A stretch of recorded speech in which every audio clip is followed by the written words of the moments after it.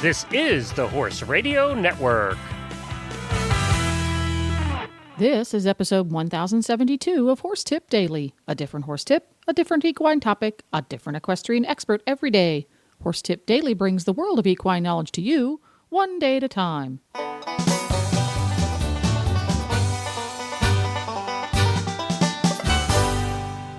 Greetings, horse people. Coach Jen here, and thanks for tuning in to Horse Tip Daily. Today's tip is from Dr. Wendy Ying's Traditional Chinese Medicine Update on the Driving Radio Show. This time, it's about cold. And we'll get right to our tip after this important message from today's sponsor, Cavallo Horse and Rider Gear.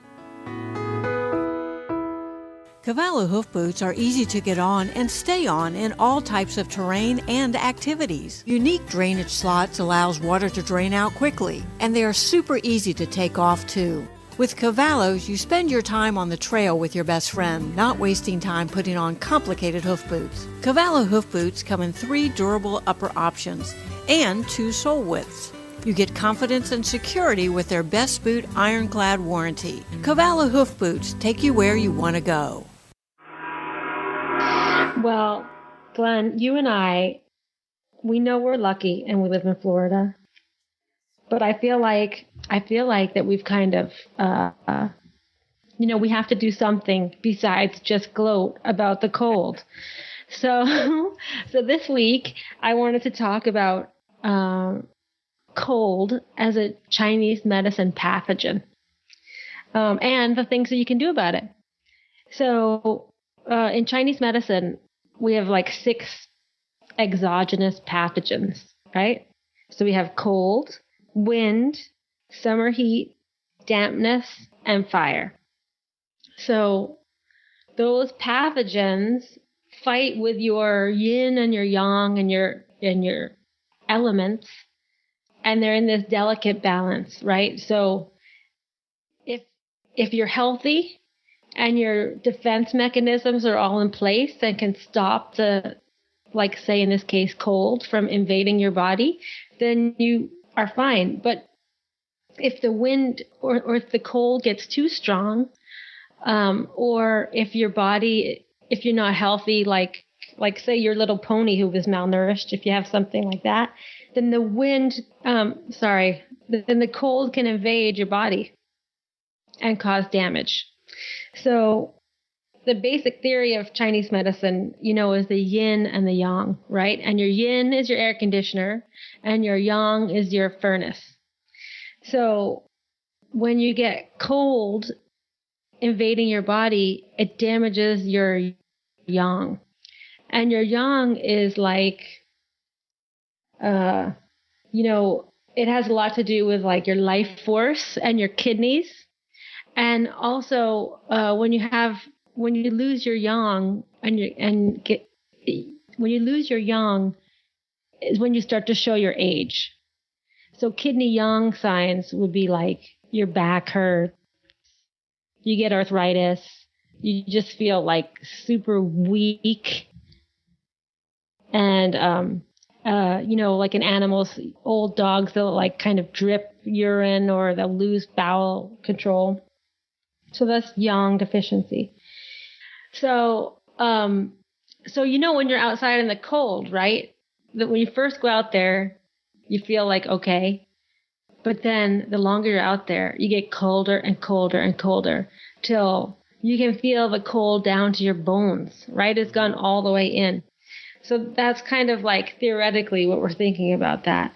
And the damage that cold can do, is quite obvious in Chinese medicine and in just,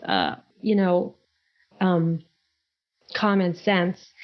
Like the first sign of cold is cold extremities, right? So like a pathogenic problem of cold would be frostbite, right? Right. And so because you get, and that causes stagnation, because what happens is you get cold and your body like squeezes down all its blood vessels, and so you lose blood flow to your extremities because you're trying to stay warm. So that's stagnation. I always talk about stagnation and pain, and it kind of like is a little bit hard to understand. So that happens all within your body. another thing that can happen with cold is you get chi blockage. So you get, stagnation in your meridians, and you need the energy to flow through your body to stay healthy and to stay, like that's why you get so tired. You're just like, oh, I have no chi left because it's not flowing. And a great example of stagnation with cold is the ice cream headache. Oh, really? Have you ever had Yeah. Yeah. Have you ever had the ice cream headache? Sure. Yeah. Well, why does that happen? Right. So you have cold, like you're drinking ice cream or a shake or something, right? You have this palatine artery on the top of your mouth. And then when it gets super cold, it spasms down really tight because of the cold, and you get like a massive headache. Yeah, that's so right. that's a great way to think about stagnation.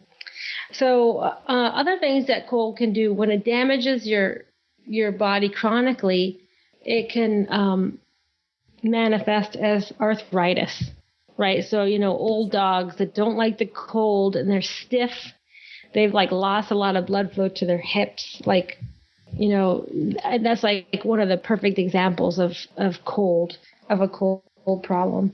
In horses, you have some horses that are so arthritic in their pasterns, and then in the winter they're cold and it hurts them to walk. And those horses, we know, older animals, we need to keep them warm because their joints will feel better if they're warm and they can fight off the cold. Another thing you can do, and when I have a yang deficiency, which I very rarely have yang deficiencies in Florida, because our environmental temperature is so warm. So I don't use a lot of moxa in my practice. You know what moxa is, Glenn? No. Moxa is like it's a herb that comes in a little stick and is like smolders. It's like a punk that you use to do fireworks. So it smolders and it releases this scent that's like marijuana. So that's always a big joke when you're moxing. But you can wave the moxa over an acupuncture point to warm that point, or you can put it on the needle and then it warms the needle down into the body. So acupuncturists that live in the north use a lot of moxa in the wintertime. And also with older people, they use moxa a lot. They have a little box that you put the needles in the people's back, right, like lumbar area. And then you put this moxa box on top. It's a wooden box. And then you stick the moxa on the needle tips. And then you close the lid of this wooden box. And it keeps all the heat right into the lower back. But we don't do that. We don't do the moxa box on animals because of the danger of lighting them on fire. Yeah, with the fur. Yeah. But another thing you can do about cold is They'd be warm. They will be warm, but they'd be burnt. Is you can use warming foods. So especially with older animals, in the wintertime, it's great to give them warming foods. So I'm always like, don't feed your dog chicken, right, because it's too hot. This is a case where chicken, it would be great to feed your dog, or you as a person, if you can eat chicken as a warming food. So and for the horses, food, what else is warming? Lamb. It's all meat, That's though, why, isn't it? Right? Vegetables are really cooling, aren't they? Aren't they?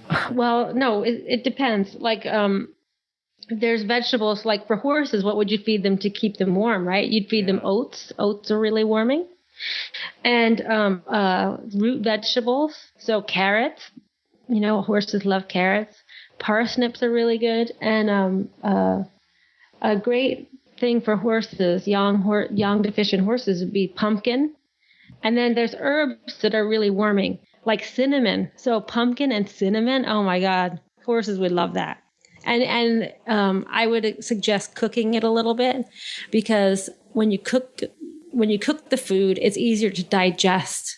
So they don't have to use as much energy to digest it. So what you're saying is we need to bake our horse's pumpkin pie. Yes, but leave out the sugar. Okay.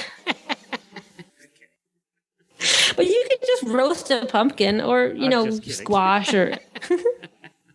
Because pumpkin And pie, what's it have in it? It has cinnamon and pumpkin. I mean, I know. Exactly. Well, that's why we eat it at Thanksgiving. that's right. I'm sure that was stolen from the Chinese. It might have been, yeah. You know. Yeah. So one of the things I really like to suggest to people is herbs are really important. And you don't have to, buy my herbs from the Jingtang. You can incorporate herbs into your everyday diet because lots of herbs are used medicinally, but are also used for food, right? And just everyday diet. So one of the greatest herbs that I like to use for young problems is turmeric. Turmeric is also known as yellow ginger, and turmeric is what makes curry powder yellow. Yeah, so you know how I have that golden yellow salve that I use for wounds and things? So everybody says, oh, it smells like curry powder. Well, that's why it smells like curry powder, because there's turmeric in there.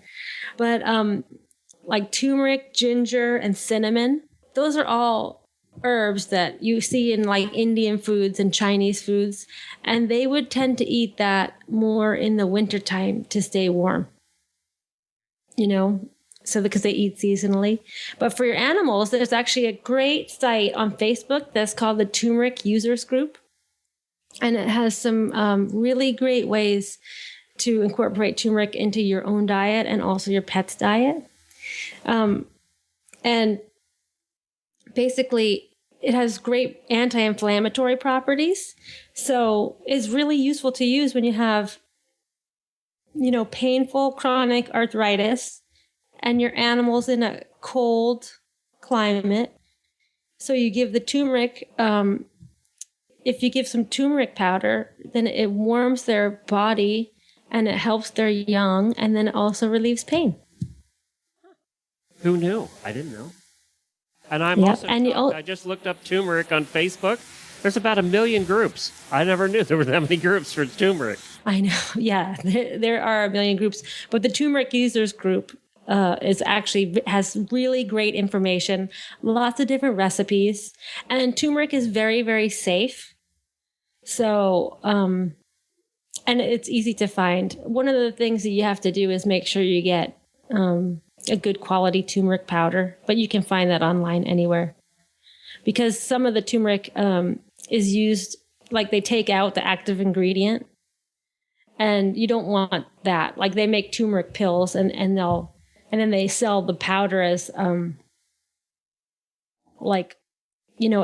as a powder that's lower price, but that's just the byproduct of making the turmeric pills. Then all the active ingredients are in the pills. So you make sure to buy a good quality turmeric powder. And you don't need a ton of it. Be good for you, Glenn, with your limes. So turmeric is really the lesson of the day here, huh? Turmeric's a lesson of the day to help fight cold. Well, there you have it. You can find links to today's guests as well as more tips on topics ranging from barn care to websites for horse people at horsetipdaily.com. And don't forget, you can have every single one of your favorite Horse Radio Network shows with you wherever you go with the free Horse Radio Network app for iPhone or Android. Just go to your app store and search Horse Radio Network, or you can subscribe via iTunes. This podcast was made possible through the generous support of Cavallo Horse and Rider and listeners like you. The Horse Radio Network and the Horse Radio Network hosts are not responsible for statements of guests or their opinions. Use your own judgment when listening to the tips provided by the experts on Horse Tip Daily.